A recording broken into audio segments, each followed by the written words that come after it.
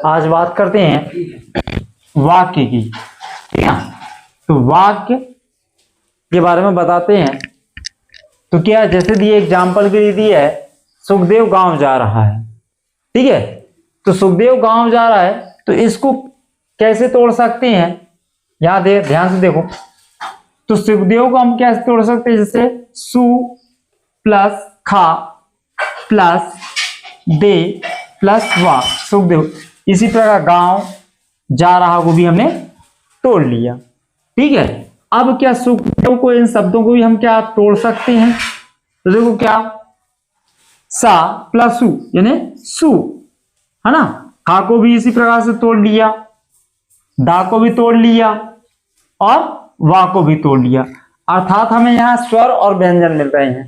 स्वर या व्यंजन का मतलब होता है कि हमारी वर्णमाला प्राप्त हो रही है। वर्णमाला ने शुरुआती तौर पर जब हम बचपन से पढ़ते हैं तो किन के बारे में पढ़ते हैं बेटा, वर्ण।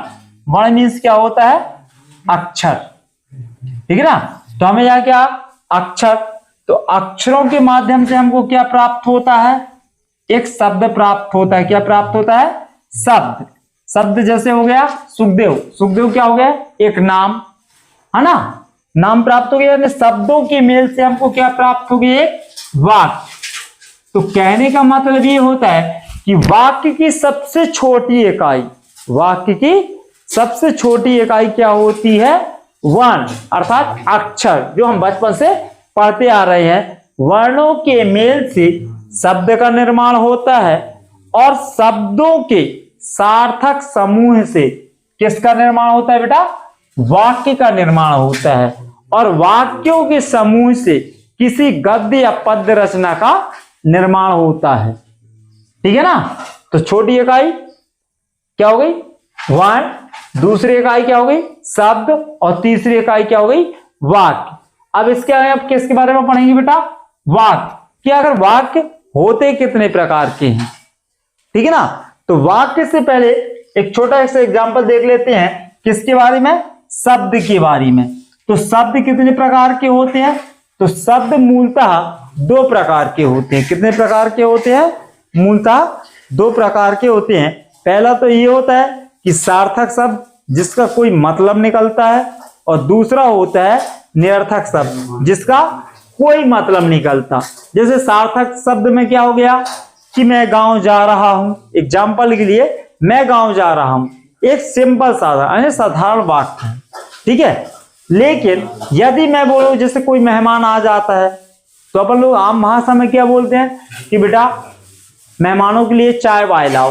तो चाय वाय लाओ, ठीक है ना। अब क्या हो गया, चाय तो ठीक है कि सार्थक शब्द है, लेकिन ये वाय शब्द जो आता है ना, ये वाय शब्द क्या कहलाएगा, निरर्थक शब्द कहलाएगा, जिसका कोई मायने नहीं होता, लेकिन हम वाक्यों में इसको उपयोग कर लेते हैं। तो ऐसे शब्दों को हम क्या बोलते हैं, निरर्थक शब्द। और भी एग्जाम्पल बहुत से है कि किसी बच्ची का अगर नाम पिंकी है, तो हम उसको बोलते हैं आम भाषा में कि यार आपकी रिंकी पिंकी कहाँ गई।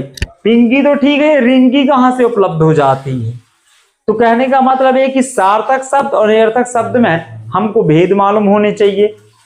अब ये तो हो गए सार्थक और निरर्थक शब्द। सार्थक शब्दों के समूह से किसका निर्माण होता है, वाक्य का निर्माण होता है। सार्थक शब्दों के समूह से किसका निर्माण होता है, वाक्य का निर्माण होता है, जिसके बारे में हमको अध्ययन करना है। तो अब वाक्य कितने प्रकार के होते हैं, वाक्य किसे कहते हैं, ये सारे क्वेश्चन क्या हमारे सामने आ जाते हैं। तो वाक्य की जो है, तो वाक्य की सिंपल थ्योरी है कि सार्थक शब्दों के समूह को, किसके, सार्थक शब्दों के समूह को वाक्य कहते हैं। अब आते हैं वाक्य के मूलतः 8 भेद होते हैं। सबसे पहले क्या होता है, विधिवाचक वाक्य अर्थात साधारण वाक्य। दूसरा होता है नकारात्मक वाक्य। तीसरा होता है प्रश्नवाचक वाक्य। चौथा होता है प्रश्नवाचक नकारात्मक वाक्य, है ना।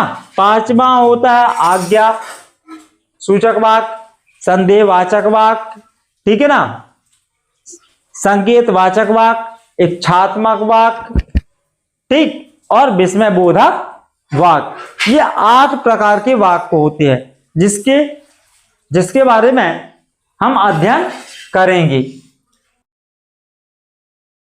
तो बच्चों, अगर आपको वीडियो अच्छी लगी हो तो लाइक करें, शेयर करें और चैनल को सब्सक्राइब करें ताकि आने वाली हर वीडियो की नोटिफिकेशन आपके पास सबसे पहले पहुंचे।